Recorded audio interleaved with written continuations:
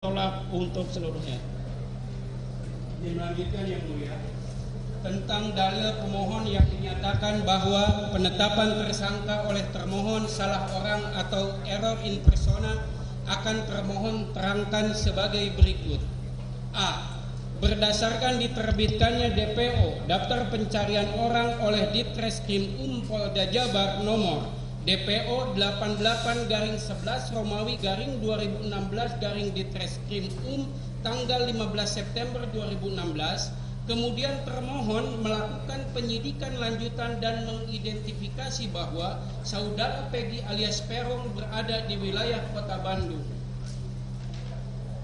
B. Pada tanggal 19 Mei 2024, termohon melakukan gelar perkara yang dipimpin oleh penyidik Madya Ditreskrim Polda Jabar dan dihadiri oleh penyidik dan pengawas internal Polda Jabar yaitu Itwasda Polda Jabar dan Bitpropam Polda Jabar serta bidang hukum Polda Jabar. Dalam gelar perkara tersebut, pimpinan dan peserta gelar sepakat menetapkan Peggy Setiawan alias Peron ditetapkan sebagai tersangka. C.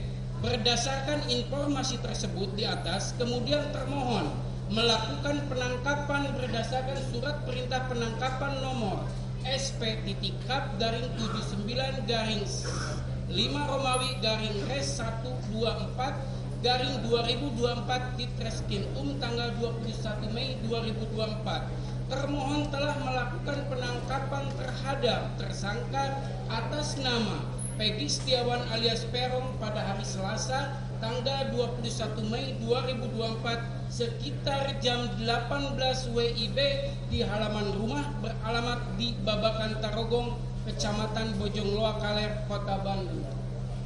D. Bahwa Peggy Setiawan dengan Peggy alias Peron merupakan orang yang sama. Hal tersebut berdasarkan keterangan 1. Saksi saudara Sudirman bin Suratno yang menerangkan bahwa saudara Peggy Setiawan alias Peron adalah teman saksi sejak SD di SD Negeri Pelandakan 1 Cirebon dan saksi sejak kecil sering main bola bareng. Saudara Peggy Setiawan alias Peron yang saksi maksud adalah sebagaimana foto yang diperlihatkan dalam pemeriksaan saksi, yang membuat yakin karena saksi sejak kecil sudah main bersama dengan saudara Peggy Setiawan alias Peron, sehingga dari wajahnya saksi masih ingat serta saudara Peggy alias Peron memiliki tato di tangan kanan, kalau tidak salah bergambar bintang. Bahwa pada saat saudara Peggy alias Peron datang ke depan SMP Negeri 11 Jalan Perjuangan Kesambi, Kota Cirebon dengan menggunakan satu unit kendaraan smash warna pink, langsung memarkirkan kendaraannya di dalam gang, baru bergabung dengan kami sambil meminum minuman ciu dicampur dengan Big Cola. 2. Saksi saudara Singgih Galang menerangkan bahwa saksi merupakan teman saudara Peggy sejak kecil. Sejak tingkat sekolah dasar, saksi sering bermain dengan saudara Peggy alias Peron karena dahulu tempat tinggal kami berdekatan dan berada dalam RT yang sama. Saksi mengenali saudara Peggy memiliki nama lengkap Peggy Setiawan dan nama panggilan saudara Peggy alias Peron adalah Peron. Telah ditunjukkan foto saudara Peggy oleh penyidik dan saksi mengenali foto tersebut adalah Peggy alias Peron. Adapun saksi mengenal sepeda motor merek Suzuki Smash tersebut merupakan sepeda motor yang sering digunakan oleh saudara Peggy alias Peron. Awalnya sepeda motor tersebut berwarna pink, kemudian berubah warna dengan warna biru kuning. 3. Saksi saudara Budi Rahmanto menerangkan bahwa saksi merupakan penyidik Polres Cirebon Kota yang dulu menangani laporan polisi nomor LP-8-Romawi-2016-JBR-CRB Kota tanggal 31 Agustus 2016 atas nama pelapor Rudiana sebelum dilimpahkan ke Polda Jawa Barat. Saksi juga merupakan salah satu penyidik yang melakukan upaya untuk pencarian DPO dari laporan polisi tersebut. Saksi mendapatkan informasi bahwa saudara Peggy Setiawan alias Peron beralamat di Dusun 1 Blok Simaja, RT 002, RW 002, Desa Kepongpongan, Kecamatan Talun, Kabupaten Cirebon. Saat itu saksi menuju rumahnya dan bertemu dengan saudari Kartini, adik-adik serta kakek dan nenek saudara Peggy Setiawan alias Peron. Saat itu tidak ditemukan saudara Peggy Setiawan alias Peron, namun bagian kanan ruang tamu terdapat foto saudara Peggy Setiawan alias Peron. Saksi berinisiatif memfoto foto tersebut dan Brigadir Jaka mengamankan 1 unit sepeda motor Suzuki Smash warna biru kuning, namun nomor polisi terpasang di bagian depan B6247 PIK. Karena saudara Peggy Setiawan alias Peron tidak ditemukan, kami kembali ke kantor dengan membawa sepeda motor tersebut untuk diamankan.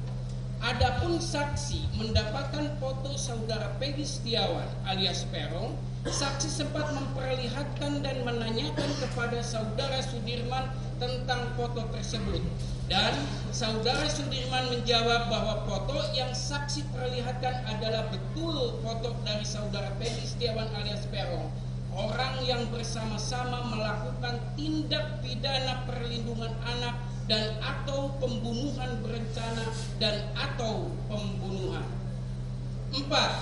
Saksi saudara Okta Rangga Pratama menerangkan bahwa saksi kenal dengan orang yang bernama saudara Peggy karena satu daerah, sering lewat ke rumah saksi dan sering nongkrong di SMP 11 Kesambi.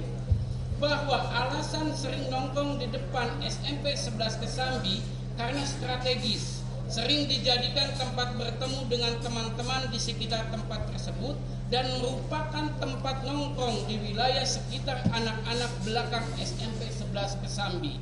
Bahwa Peggy Setiawan memiliki nama yaitu Peron. 5. Saksi saudara Nilam Cahya menerangkan bahwa saksi mengenal saudara Peggy Setiawan sejak tahun 2014 dari mantan pacar saksi yang bernama saudara Ipan. Saksi mengenalnya di tempat berkumpul atau nongkrong di pintu masuk kantor berita Rakyat Cirebon di Jalan Saladara, Karya Mulia, Kesambi, Kota Cirebon. Dan saksi menjelaskan bahwa nama panggilan Peggy Setiawan yang saksi ketahui adalah Peron. Saksi pernah berkomunikasi dengan saudara Peggy Setiawan melalui messenger Facebook sejak tanggal 12 Desember 2015 sampai dengan tanggal 9 Juli 2016. Adapun saat itu, saudara Peggy Setiawan biasanya setelah melihat status saksi di Facebook yang bersangkutan mengirimkan pesan melalui messenger Facebook, dan pada pesan yang terakhir saudara Peggy Setiawan meminta dirinya agar mengenalkan yang bersangkutan dengan temannya yang belum memiliki pacar. 6. Ahli Inafis saudara Eko Wahyu Bintoro SHM.com menerangkan bahwa melakukan pencarian wajah dengan metode 1:N dengan database kependudukan yang sudah terintegrasi dengan Dukcapil. Lalu kami mendapatkan beberapa kandidat dan kami pastikan kandidat yang memiliki nilai kemiripan yang sangat tinggi. Mekanisme selanjutnya adalah melakukan pencocokan wajah menggunakan metode face comparison 1:1 dengan hasil di atas 90% identik, yaitu membandingkan foto wajah barang bukti dengan foto wajah dari hasil pencarian ke database Dukcapil. Kemudian kembali lagi kami melakukan pencocokan dengan metode pencocokan wajah face comparison 1:1 dengan hasil di atas 90% identik, yaitu mencocokkan foto wajah orang yang telah diamankan dengan wajah dari pencarian kandidat Dukcapil. Kemudian kembali lagi kami melakukan pencocokan dengan metode pencocokan wajah face comparison 1:1 dengan hasil di atas 90% identik, yaitu mencocokkan foto wajah orang yang telah diamankan dengan foto wajah barang bukti. Dari hasil identifikasi wajah didapatkan kemiripan di atas 90% identik dengan data demografi dan biometrik. Perbandingan 12 titik persamaan sidik jari sesuai antara sidik jari dari AK23 dan dari database KTP elektronik Dukcapil. 7.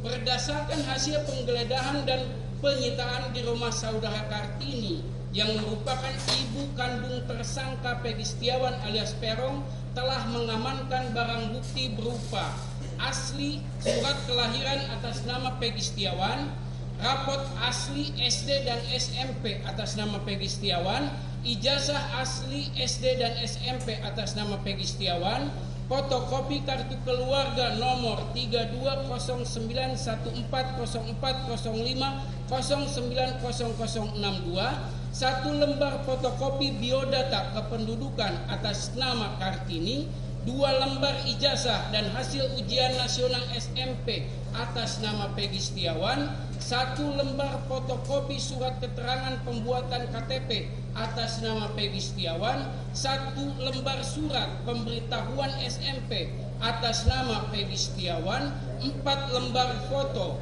1 lembar kartu Indonesia Pintar atas nama Peggy Setiawan, 1 lembar fotokopi kartu ujian atas nama Peggy Setiawan. Bahwa dengan demikian, berdasarkan fakta-fakta hukum tersebut di atas tentang dalil pemohon yang menyatakan bahwa penetapan tersangka oleh termohon salah orang atau error in persona sangatlah keliru dan sepantasnya bahwa dalil tersebut ditolak.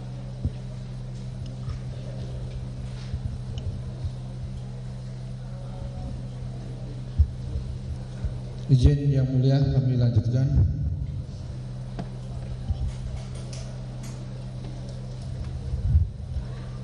Bahwa dalil pemohon yang menyatakan tindakan termohon dalam penetapan tersangka atas diri pemohon merupakan tindakan sewenang-wenang dan bertentangan dengan asas keadilan dan kepastian hukum akan termohon jelaskan sebagai berikut. Terkait dengan penetapan pemohon sebagai tersangka dan pemohon merasa dirugikan dan menganggap tindakan termohon telah melanggar hak asasi manusia dan bertindak sewenang-wenang adalah dalil yang keliru.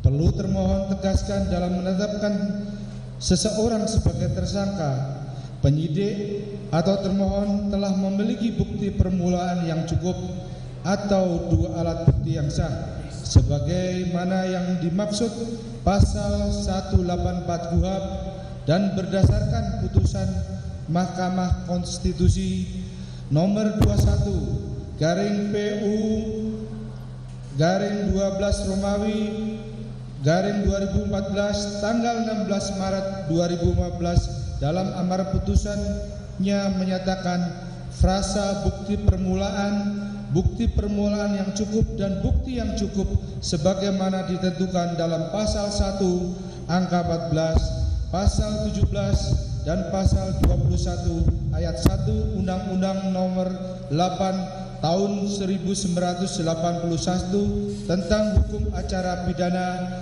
Lembaran Negara Republik Indonesia tahun 1981 nomor 76 tambahan Lembaran Negara Republik Indonesia nomor 3209 tidak mempunyai kekuatan hukum mengikat sepanjang tidak dimaknai bahwa bukti permulaan yang cukup dan bukti yang cukup adalah minimal 2 alat bukti yang termuat dalam pasal 184 Undang-Undang 8 tahun 1981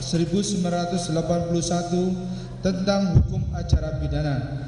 Dengan ditetapkan pemohon sebagai tersangka oleh termohon sebagai bentuk kepastian hukum yang diberikan oleh termohon dalam konteks hak asasi manusia sebagaimana salah satu prinsip dasar terdapat dalam KUHP, bahwa termohon dalam menetapkan tersangka telah melakukan pengkajian terlebih dahulu berdasarkan fakta-fakta hasil penyidikan dan telah dilakukan gelar perkara pada hari Selasa tanggal 21 Mei 2024 yang bertempat di ruang gelar perkara Ditreskrim Polda Jabar, yang mana dalam dialog dan diskusi gelar perkara tersebut peserta dan pimpinan gelar sepakat untuk menetapkan saudara Peggy Setiawan alias Peron atau pemohon sebagai tersangka karena penyidik telah mendapatkan lebih dari 2 alat bukti sesuai dengan pasal 184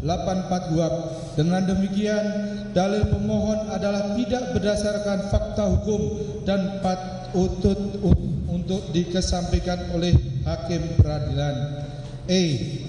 Bahwa dalil pemohon yang mengatakan analisis hukum pemohon terhadap bukti yang dianggap cukup dalam menetapkan tersangka terhadap pemohon oleh termohon adalah tidak sah, akan termohon jelaskan sebagai berikut.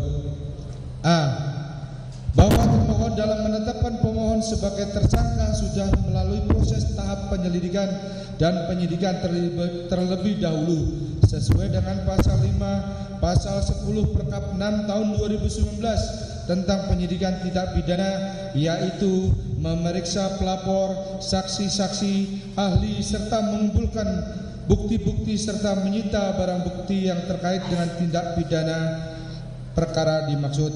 Kemudian berdasarkan adanya fakta-fakta hukum sesuai dengan salinan putusan pengadilan yang sudah mempunyai kekuatan hukum tetap, yaitu atas nama tersangka Saudara Sakatata yang telah divonis bersalah oleh Pengadilan Negeri Cirebon dengan putusan nomor 16/Pidsus/2016 PN Cirebon, Pengadilan Tinggi Bandung banding dengan putusan nomor 50/Pidsus/2016 Pengadilan Tinggi Bandung, serta kasasi Mahkamah Agung dengan putusan nomor 2607K/Pidsus/2016 berdasarkan persangkaan pasal 30 KUH pidana junto pasal 55 ayat 1 ke 1 KUH pidana dengan hukuman penjara 8 tahun. Kemudian berkas perkara atas nama tersangka Rivaldi Aditya Wardana alias Ucil bin Asep Kusnadi dan Ekora Madani alias Opak bin Kosim yang telah divonis bersalah oleh hakim yang mengadili perkara tersebut dengan hukuman seumur hidup mulai dari pengadilan tingkat pertama di Pengadilan Negeri Cirebon dengan putusan nomor 3 Pid B 2017 Pengadilan Cirebon banding Pengadilan Tinggi Bandung dengan putusan nomor 19 Pid 2017 PT Pengadilan Tinggi Bandung sampai dengan kasasi Mahkamah Agung dengan putusan nomor 1035 K Pid 2017 dengan persangkaan melakukan tindak pidana perlindungan anak dan atau pembunuhan berencana dan atau pembunuhan sebagaimana dimaksud dalam pasal 80 ayat 1 ayat 3 junto pasal 81 ayat 1 Undang-Undang Republik Indonesia nomor 35 tahun 2014 tentang perubahan Undang-Undang RI nomor 23 tahun 2002 tentang perlindungan anak dan atau pasal 340 KUH pidana dan pasal 338 KUH pidana junto pasal 55 ayat 1 ke 1 KUH pidana. Sedangkan berkas yang ketiga atas nama tersangka Hadi Saputra alias Bolang bin Kasana, Eka Sandi alias Tiwul bin Muran, Jaya alias Kliwon bin Sabdul, Supriyanto alias Kasdul bin Sudadi, dan Sudirman bin Suratno yang telah divonis bersalah oleh hakim yang mengadili perkara tersebut dengan hukuman seumur hidup mulai dari pengadilan tingkat pertama di Pengadilan Negeri Cirebon dengan putusan nomor 4 Pid B 2017 Pengadilan Cibik Cirebon banding di Pengadilan Tinggi Bandung dan putusan nomor 193 Pid 2017 Pengadilan Tinggi Bandung yang terbukti secara sah dan meyakinkan melakukan tindak pidana perlindungan anak dan atau pembunuhan berencana dan atau pembunuhan sebagaimana dimaksud dalam pasal 80 ayat 1 ayat 3 junto pasal 81 ayat 1 Undang-Undang RI nomor 35 tahun 2011 tentang perubahan Undang-Undang RI nomor 23 2002 tentang perlindungan anak dan atau pasal 30 KUH pidana dan pasal 338 KUH pidana junto pasal 55 ayat 1 ke 1. B.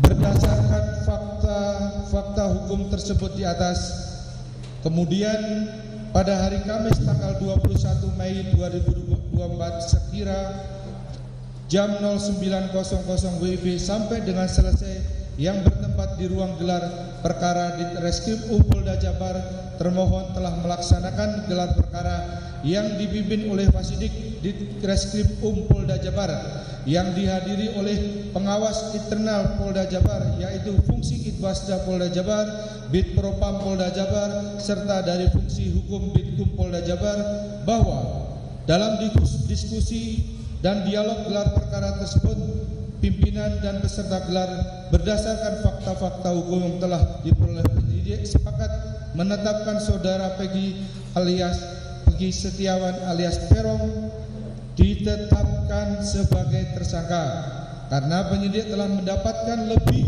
2 alat bukti yang cukup sesuai dengan pasal 184 KUHP dan putusan Mahkamah Konstitusi nomor 21 PU 12 Romawi 2014 tanggal 16 Maret 2015 yang dalam amar putusannya menyatakan frasa bukti permulaan yang cukup dan bukti yang cukup sebagaimana ditentukan dalam pasal 1 angka 14, pasal 17 dan pasal 21 ayat 1 Undang-Undang nomor 8 tahun 1981 tentang hukum acara pidana Lembaran Negara Republik Indonesia tahun 1981 nomor 76 tambahan Lembaran Negara Republik Indonesia nomor 3209 tidak mempunyai kekuatan hukum mengikat sepanjang tidak dimaknai bahwa bukti permulaan yang cukup dan bukti yang cukup adalah minimal 2 alat bukti yang termuat dalam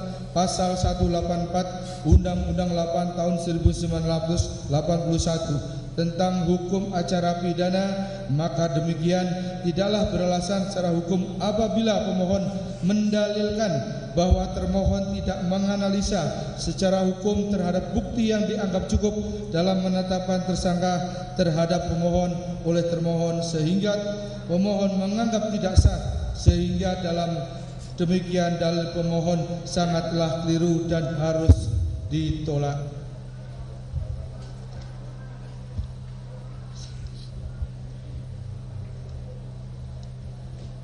Bahwa menurut peraturan Mahkamah Agung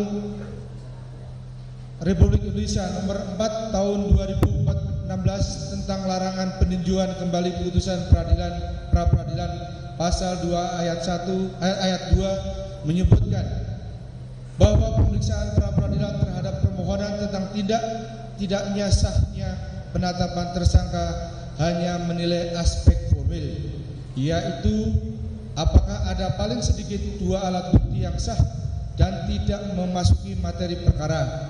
Dengan adanya ketentuan tersebut, maka jelas dalam persidangan ini kita hanya memeriksa tentang apakah termohon telah terdapat 2 alat bukti atau belum dalam menetapkan tersangka kepada pemohon tanpa melihat materi perkaranya, karena pembahasan materi perkara hanya dapat dilakukan pembelaan dalam persidangan pokok perkaranya. Bahwa berdasarkan fakta-fakta hukum sebagaimana didalilkan di atas, bahwa tindakan kepolisian yang dilakukan termohon berupa penetapan tersangka, penangkapan, penggeledahan, penyitaan dan penahanan terhadap tersangka atau pemohon adalah merupakan tindakan yang sah. Menurut hukum, karena sudah sesuai dengan prosedur, yaitu telah memenuhi syarat formil dan material serta dalam kapasitasnya melaksanakan perintah undang-undang sesuai dengan kewenangannya. Maka dengan demikian termohon yang telah melakukan penetapan tersangka saudara Peggy Setiawan alias Peron bin Rudi Irawan pemohon adalah tidak bertentangan hukum sehingga sah menurut hukum.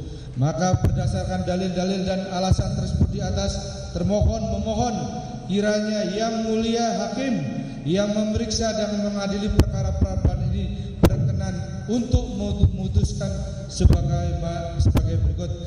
Dalam perkara 1, menolak permohonan pra peradilan dari pemohon untuk seluruhnya. 2, menyatakan bahwa penetapan pemohon sebagai tersangka adalah sah menurut hukum. 3, menghukum pemohon pra peradilan untuk membayar biaya yang timbul dalam perkara ini, atau apabila hakim berpendapat lain, maka dalam peradilan yang baik mohon putusan yang seadil-adilnya et aquo bono. Bandung 2 Juli tahun 2024. Hormat kami kuasa hukum termohon Kombes Nur Adiandadi dan kawan-kawan. Selesai.